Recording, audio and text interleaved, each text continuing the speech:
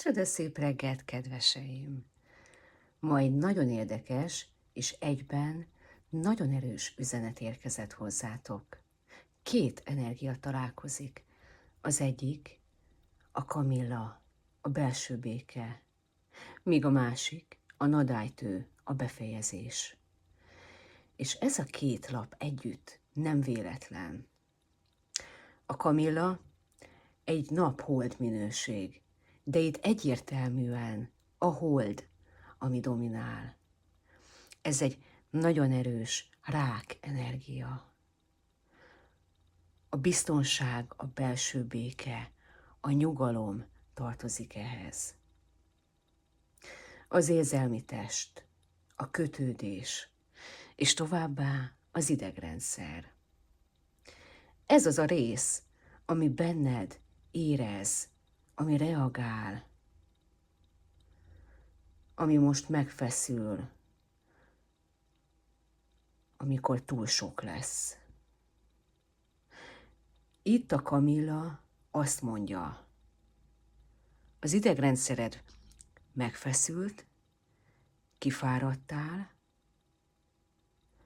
túl sok a stressz, túl sok a feszültség, túl sok az olyan helyzet, ahol visszatartottad önmagadat. Lenyeltél dolgokat, vagy pedig folyamatos készenléti állapotban vagy. Ez végtelenül kimerítő. És úgy érzékelem, ez nem csak fejben történik, ez már jelen van a testedben is. És itt jön a másik lap, a nadálytő. Ez egy nagyon erős szaturnuszi minőség. Úgy is hívjuk, a küszöb őre.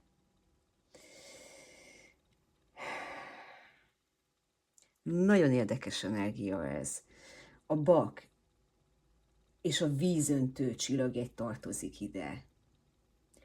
A szaturnuszi energia a sors, a karma, a fegyelem bolygója.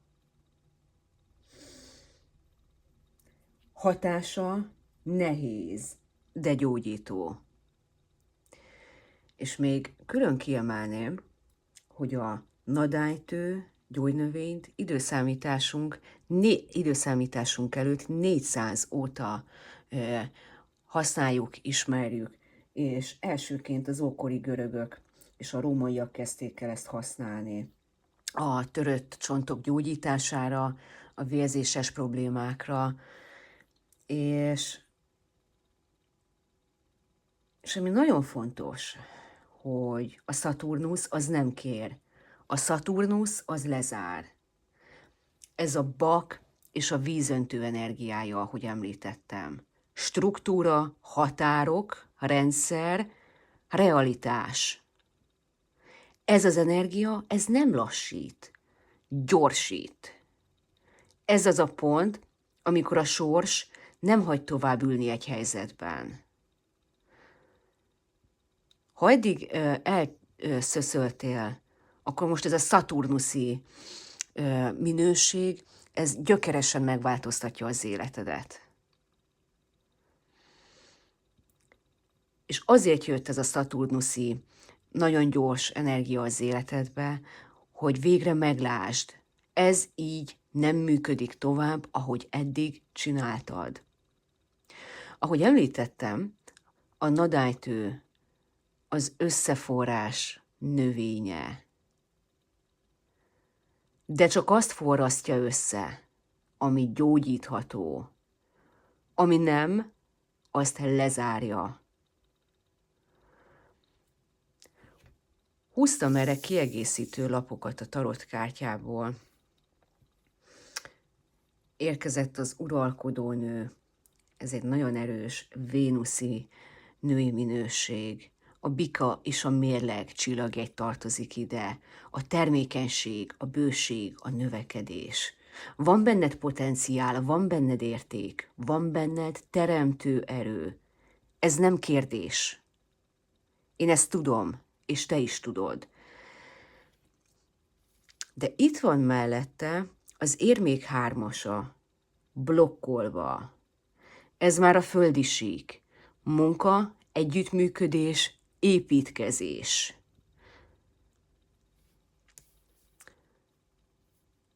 De ez a lap itt fordítva érkezett. Tehát ez azt jelenti, hogy nem jó az irány, nem jó a struktúra, nem jó az együttműködés, nem jó a közeg, ahol ezt az egészet meg akarod valósítani. És így jön az érmék hetese. Dupla szaturnuszi energia, Szaturnusz a bikában. Ugye itt említettem az orvosi nadálytőnél, hogy ez egy nagyon erős szaturnuszi energia, tehát duplán hangsúlyos. A karma bolygója, a lezárás és a struktúra. Csak úgy tudod az életedben lévő eseményeket megváltoztatni, felülírni, ha előbb megmetszetted a lelkednek a kertjét. Ez az a pont, amikor dolgoztál, belefektettél valamibe, időt, energiát, figyelmet, de az eredmény az késik. Felteszed magadnak a kérdést, megéri ez? És itt kapcsolódik össze minden. A Kamilla azt mondja, nyugodj meg, állj meg, ne reagálj mindenre azonnal. Ne feszültségből élj. A Szaturnusz, dupla Szaturnusz, ahogy említettem, dupla szaturnuszi energia, viszont azt mondja, nézz szembe a valósággal. Mert nem az a kérdés, hogy van-e benned potenciál, mert a császárnő szerint van benned.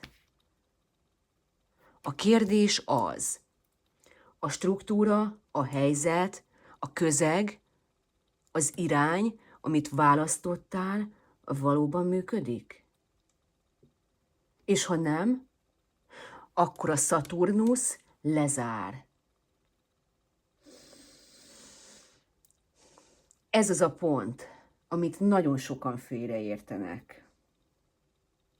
Ez nem büntetés, ez korrekció.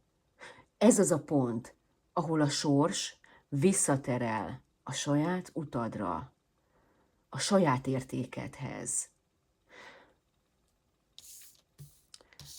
Mert a rák energiája biztonságot követel. A Szaturnusz energiája, tehát a bika és a mérleg energiája a realitást követeli meg. És ha a kettő nincs összhangban, akkor jön egy olyan helyzet, ami kimozdít, lezár, elenged, kivesz egy helyzetből, ami már nem szolgál. És lehet, hogy ez most gyorsan történik, lehet, hogy váratlanul, de ez nem a véletlen. Ez egy ciklus vége. A kérdés nem az, hogy kapkodsz-e még, hanem az, hogy hajlandó vagy a végre a saját békédet választani. Kedveseim, nézzük azt most meg egy másik kártyapaklival, hogy mi az az én idős tevékenység, ami a benned lévő harmóniát megteremteni vagy növelni tudja. Nézzük is meg. Előveszem közben ezt a kártyapaklimat. Mi az az én idős tevékenység, amivel a harmóniát megteremteni, növelni tudod a mai nap során?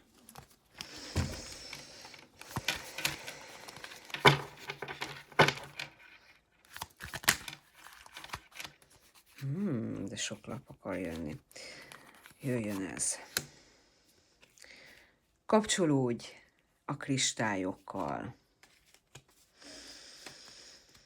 Hogyha eddig nem volt sajátod, olyan kristályod, ami úgy a tiéd, akkor én most javaslom neked, hogyha teheted, akkor válaszd ki a sajátodat. Nem baj, ha nem tudod pontosan, hogy a csillagjegyed szerint melyik az, ami a tiéd, akkor hallgass a belső intuíciódra, és amelyik a legjobban tetszik, amellyel a leginkább rezonálsz, na azt add meg önmagadnak.